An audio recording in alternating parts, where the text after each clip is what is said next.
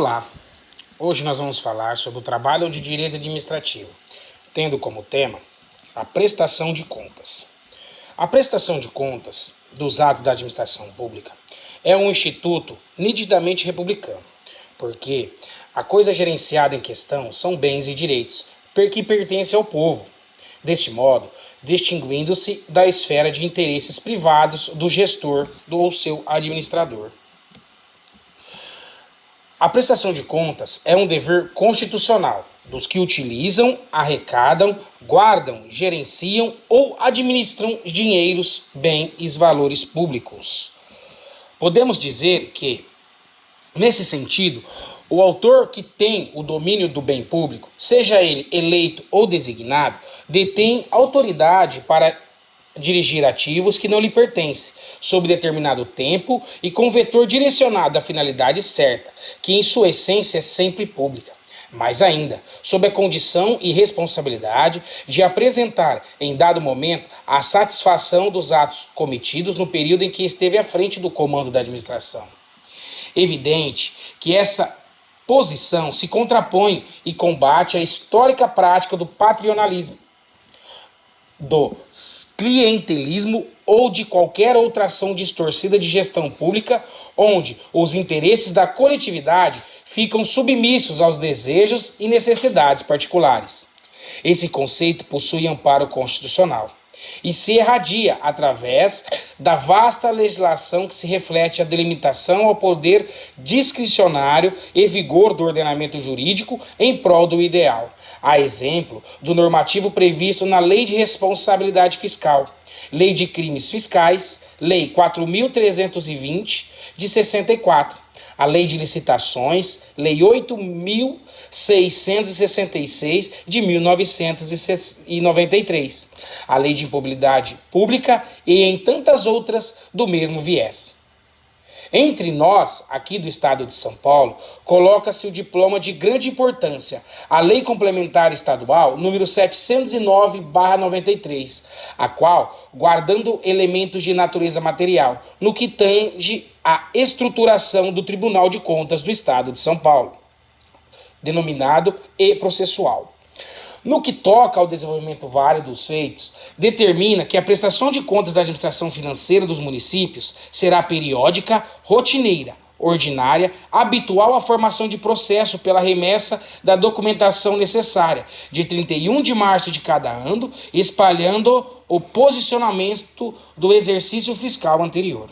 Ou seja, todos os anos deverá ser formado processo específico para análise das contas dos anuais do gestor municipal. Estas contas poderão ser aprovadas ou reprovadas pelo Tribunal de Contas. Primeiro passo, vem o fiscal, analisa essas contas, no caso, o auditor de fiscalização, ele dá o seu parecer prévio quanto à aprovação ou não a aprovação das contas do prefeito.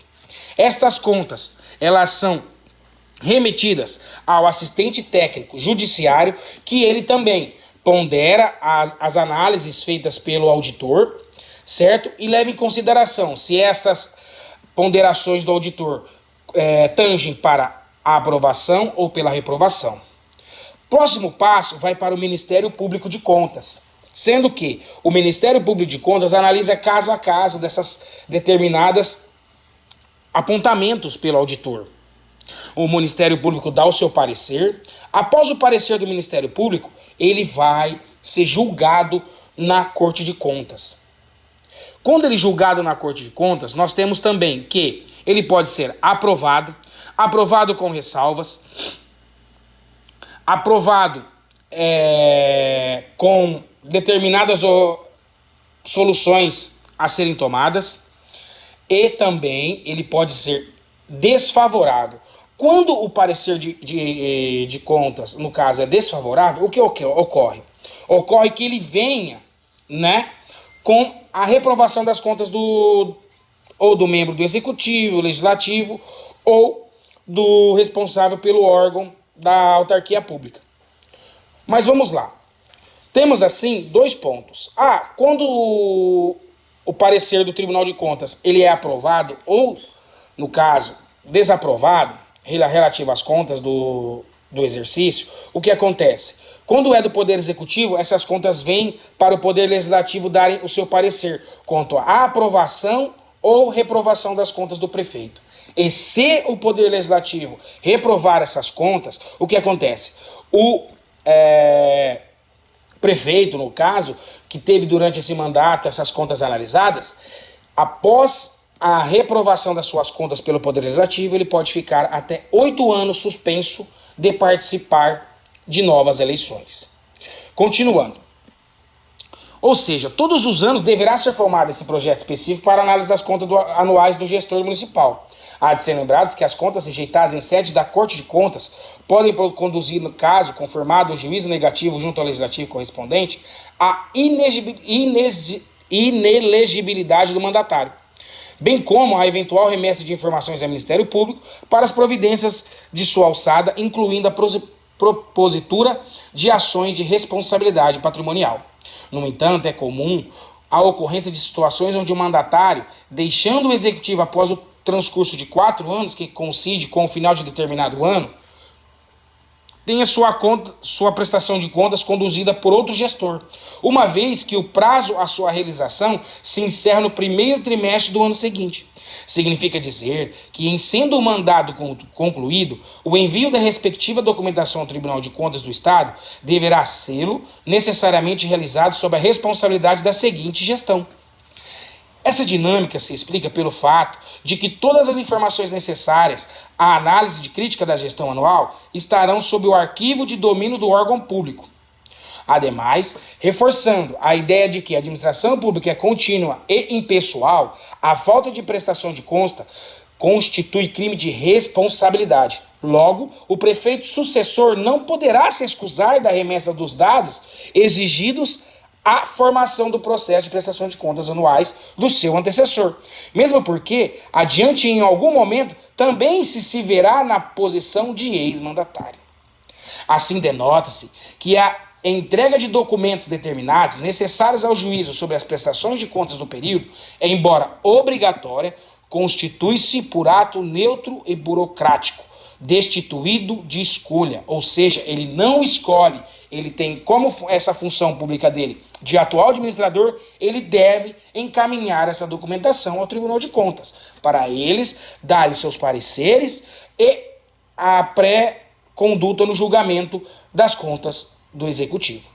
Em outras palavras, a atual administração, por seu prefeito, pode ingressar no processo de prestação de contas anuais que tramita junto ao Tribunal de Contas e apresentar peças acusatórias, tendentes ao convencionamento do juiz especializado, à emissão de parecer desfavorável aos seus demonstrativos da sua gestão.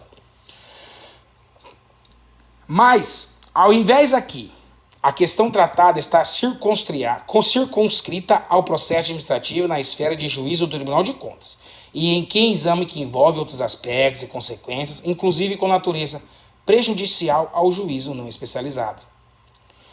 No Tribunal de Contas, os processos de prestação de contas da gestão anual são constituídos de forma ordinária e refletem um único período, ou seja, de 1º de janeiro a 31 de dezembro, de determinado exercício fiscal, a partir das informações trazidas pelos próprios órgãos jurisdicionados. Não há partes, não há litígio, não existe a figura do requerente ou do requerido. Não há vencido ou vencedor. Acresça-se exceção aqui, no entanto, quando da atuação do Ministério Público de Contas, em postura destacada e diferente da habitual fiscalização da lei. Custos legis, normalmente pela interposição de recursos, deste modo, atuando como parte. Em tais feitos, o tribunal exerce a fiscalização como um todo e, de tal sorte, dá impulso ao processo e profere juízo válido. Porque as equipes de inspeção, os órgãos técnicos de assessoramento, o relator, as equipes das câmeras e o próprio egrégio tribunal pleno fazem parte da mesma estrutura orgânica. Logo, não se trata de processo administrativo comum, uma vez que detém características próprias e a complexidade de órgão de controle constitucional. E em segundo, o juízo emitido como visto capaz de provocar consequências graves aos interesses do gestor também marca, com muito maior rigor, a necessidade de observância dos princípios da ampla defesa, princípio contraditório, julgamento motivado e devido processo legal, entre outros. Desta quadra, enquanto não exista propriamente um código administrativo e nem possam ser aplicadas a Lei Federal 9.784/99 ou a Lei Estadual número 10.177 de 98, as quais regulam o processo no âmbito da administração pública federal e estadual, a míngua de normatização precisa e especializada melhor se aplicam às condições estabelecidas no Código de Processo Civil por meio de integração sistemática. Aliás, a própria Lei Complementar Estadual 709/93 impõe que, na falta de lei ou regulamento estadual, aplica-se-á supletivamente as matérias disciplinadas por lei a legislação federal pertinente ao artigo 116. E no novo diploma processual geral consta textualmente que, na ausência de normas que regulem processos eleitorais, trabalhistas ou administrativo, as disposições deste código lhe serão aplicadas supletiva e subsidiariamente. Artigo 5º. Enfim, os processos de contas junto ao Tribunal de Contas obedecem ao rito estabelecido por sua lei orgânica, a Lei Complementar 709, regimento interno e ainda ao CPC, naquilo que puder ser acolhido e não conflite com a própria natureza dos feitos que tramitam na Corte. Decorre o tema desenvolvido a ideia que somente poderão postular em juízo quem tenha legitimidade e interesse, as chamadas condições da ação. CPC no seu artigo 17º. A legitimidade constitui-se na pertinência subjetiva e o interesse processual. Traduz-se no trinômio necessidade, adequação e utilidade. Não se deve confundir o interesse processual ou jurídico com o interesse material ou substancial. Aqui é bastante oportuno retornar à possibilidade de que, nos casos previstos de inversão do polo processual, frise-se em processos judiciais, a administração se desvincula da figura do agente e, ao reverso, integra postura de ataque aos atos cometidos. Portanto, os atos não são propriamente da administração, mas do gestor sobre os quais se responsabiliza. Penso que essa ideia pode ser aproveitada, em parte, a teoria do processo administrativo de prestação de contas, porque revela a ideia de que o interesse da administração nem sempre se afina com a vontade do seu gestor. Portanto, quem responde pelos atos praticados, não se tratando de responsabilidade objetiva, não é a administração, mas o mandatário. É um exemplo de situações onde ocorre a aplicação de sanção pecuniária ao gestor, mediante multas previstas na Lei Complementar 709, onde tem sido consideravelmente que a responsabilidade pelo seu recolhimento é do próprio agente, eis que, em sendo personalíssima, não compete legitimidade à administração para eventual interposição de recursos, questionando a medida aplicável.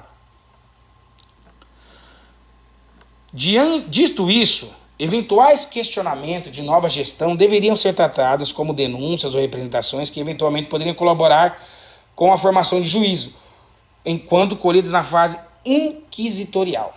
Tais informações se somariam aos demais elementos colhidos, dando ciência ao interessado e prosseguindo a marcha natural do processo.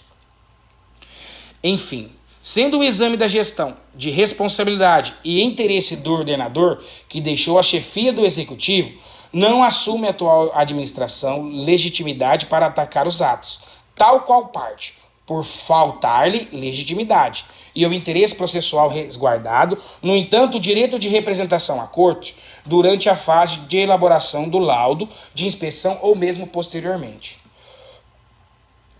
Então, gente, vamos lá. É assim, podemos concluir que a prestação de contas hoje, ela serve para quê?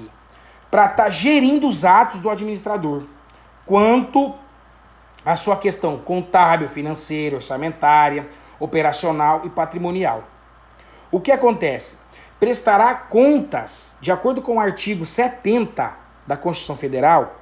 O que acontece? Artigo 70. A fiscalização contábil, financeira, orçamentária, operacional e patrimonial da União, das entidades da administração direta e da indireta, quanto à legalidade, legitimidade, economicidade, aplicação das subvenções e renúncia de receitas, será exercida pelo Congresso Nacional mediante controle externo e pelo sistema de controle interno de cada poder. Parágrafo único. Prestará contas de qualquer pessoa física ou jurídica, pública ou privada, que utilize, arrecade, guarde, gerencie ou administre dinheiros, bens e valores públicos, ou pelos quais a União responda ou que, em nome desta, assuma obrigações de natureza pecuniária. Gente, assim, podemos concluir que todos os gestores públicos, todos, do Poder Executivo, Legislativo, autarquias, fundações, devem prestar contas ao Tribunal de Contas. Isso anualmente. Porém, o que acontece mensalmente? Mensalmente, todos esses órgãos jurisdicionados pelo Tribunal de Contas devem enviar a eles um documento eletrônico denominado AUDESP, que seria os seus balanços isolados do referido mês, tá? Mês contábil. Eles têm que mandar suas conciliações bancárias para o sistema AUDESP. Tem que mandar também para o sistema AUDESP a questão da sua folha de pagamento, quanto a sua folha de pagamento, o resumo, a folha, o pagamento, que dia que foi feito, quais os dados dos seus servidores que receberam, quando os servidores receberam. Então, pessoal, hoje em dia os mecanismos de prestação de contas eles estão muito mais avançados do que anteriormente. Ou seja, anualmente o Tribunal de Contas vai a essas autarquias ou órgão público para estar fiscalizando os atos administrativos. Por isso, para quê? Para ver se o gestor ele tomou as suas decisões, principalmente na base da questão da legalidade, da legitimidade, da questão da economicidade, entendeu? Por quê? Não é só porque ele é o gestor, ele também tem a legislação pertinente a seguir, tá bom? Então é isso. Prestação de contas, trabalho de Direito Administrativo, professora Márcia Sato.